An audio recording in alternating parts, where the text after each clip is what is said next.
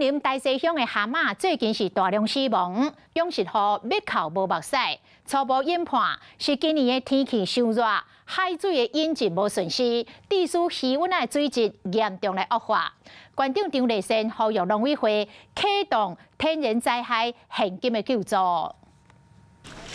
这好起来，唔是蛤蟆，是养殖户流袂出来目屎。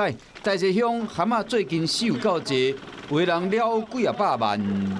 这损失几啊百万的啦，这4.5只到这段要采收啊，成本拢买几啊百啊。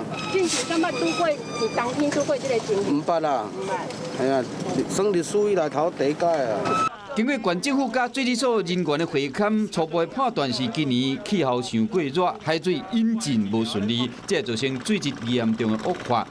水利所人员建议讲，将水提去做检测，伫还未确定之前，唔通放心栽。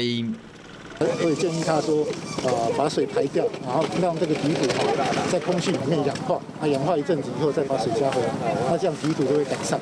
面对这款极端气候，对着看天食饭的养殖户来讲，真正是灭口无目屎。